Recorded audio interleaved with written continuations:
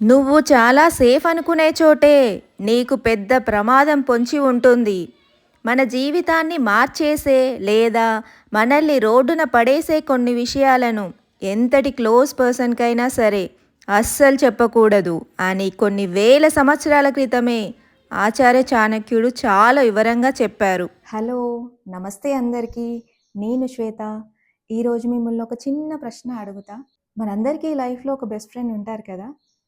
అరే, నీతో ఒక మ్యాటర్ చెప్పాలిరా, ఎవరికీ చెప్పకు అని మన మనసులోని విషయాలన్నీ షేర్ చేసుకుంటాం, అవునా?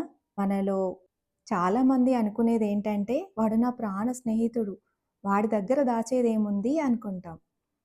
కానీ ఆచార్య చాణక్యుడి సిద్ధాంతం ప్రకారము ఈ 6 డేంజరస్ రహస్యాలు ఏంటో, అవి ఎందుకు ఎవరితో షేర్ చేసుకోవద్దో చాలా సింపుల్గా, ప్రాక్టికల్గా మాట్లాడుకుందాం. సో వీడియోని స్కిప్ చేయకుండా ఎండ్ వరకు చూడండి, ఎందుకంటే ఇందులోని 5వ పాయింట్ మనలో చాలామంది మన డైలీ లైఫ్లో చేసేది.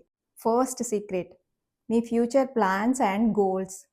ఫర్ ఎగ్జాంపుల్, మనం ఏదైనా కొత్త బిజినెస్ స్టార్ట్ చేయాలన్నా లేదా ఏదైనా సాధించాలన్నా ప్లాన్ వెయ్యగానే అందరికీ డబ్బా కొట్టేస్తాం.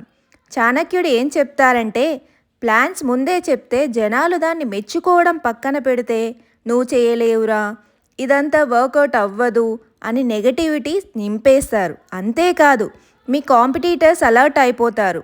అందుకే పని పూర్తయ్యేదాకా సైలెంట్గా ఉండండి. సక్సెస్ అయ్యాక అదే గట్టిగా మాట్లాడుతుంది.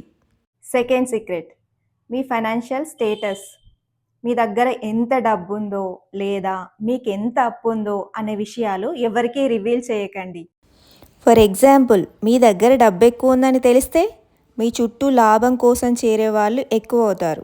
అదే మీకు అసలు డబ్బు లేదు, చాలా కష్టాల్లో ఉన్నారని తెలిస్తే జనాలు మిమ్మల్ని చులకనగా చూస్తారు, నవ్వుకుంటారు. థర్డ్ సీక్రెట్, ఫ్యామిలీ గొడవలు. ఇంట్లో జరిగే గొడవల్ని వేరే థర్డ్ పర్సన్కి అస్సలే రివీల్ చేయకండి. గుర్తు పెట్టుకోండి, మీ ఇంటి గొడవలు బయట పెడితే వినేవాళ్ళు అప్పటికప్పుడు సానుభూతి చూపిస్తారు, కానీ మీ వెనకాల మీ ఫ్యామిలీని చూసి నవ్వుకుంటారు. మీ బలహీనతలను ఆసరాగా చేసుకొని ఇతరులు మీ ఇంట్లోకి దూరి గేమ్స్ ఆడడానికి మీరే ఛాన్స్ ఇచ్చినట్లు అవుతుంది. ఫోర్త్ సీక్రెట్, మీ బలహీనతలు. మీ భయాలని, మీ బలహీనతల్ని ఎంత క్లోజ్ పర్సన్ అయినా అస్సలే షేర్ చేసుకోకండి. మీ క్లోజ్ ఫ్రెండే కదా అని మీ వీక్నెస్ వాళ్ళకి చెప్తే రేపొద్దున ఏదైనా చిన్న ఇష్యూ వచ్చి మీ ఇద్దరి మధ్య దూరం పెరిగితే అదే వ్యక్తి మీ బలహీనతను ఆయుధంగా వాడుకొని మిమ్మల్ని దెబ్బ కొట్టే అవకాశం ఉంది. సో మీ సీక్రెట్ వెపన్ని మీ దగ్గరే ఉంచుకోండి. ఫిఫ్త్ సీక్రెట్, మీ అవమానాలు. ఇది చాలా చాలా ఇంపార్టెంట్ ఫ్రెండ్స్. మిమ్మల్ని ఎవరైనా తక్కువ చేసి మాట్లాడితే, ఎవరైనా ఎక్కడైనా అవమానిస్తే ఆ విషయాన్ని పదే పదే అందరికీ చెప్పి బాధపడకండి. అవమానం జరిగినప్పుడు దాన్ని ఒక కసితో మనసులోనే ఉంచుకొని లైఫ్లో సక్సెస్ అయ్యి వాళ్ళకి సమాధానం చెప్పాలి తప్ప సింపతి కోసం ఊరంతా చెప్పుకుంటూ తిరగకూడదు. సిక్స్త్ సీక్రెట్, మీ దాన ధర్మాలు, మీరు చేసిన మంచి పనులు. మీరు చేసిన మంచి పనిని రివీల్ చేయడం వల్ల మీకు వచ్చే పుణ్యం కూడా మీకు దక్కదు. ఫర్ ఎగ్జాంపుల్, నేను ఆ రోజు వాడికి అంత డబ్బిచ్చి హెల్ప్ చేశా, నేను ఆ గుడికి అంత డొనేషన్ ఇచ్చా అని చెప్పుకోవడం వల్ల మీరు చేసిన మంచికి ఉన్న వాల్యూ పోతుంది. చాణక్య నీతి ప్రకారం మనం కుడి చేత్తో చేసే దానం ఎడమ చేతికి కూడా తెలియకూడదు. ఎప్పుడైతే దాన్ని పబ్లిసిటీ చేసుకుంటామో అది కేవలం మన అహంకారాన్ని మాత్రమే చూపిస్తుంది, కానీ పుణ్యాన్ని ఇవ్వదు.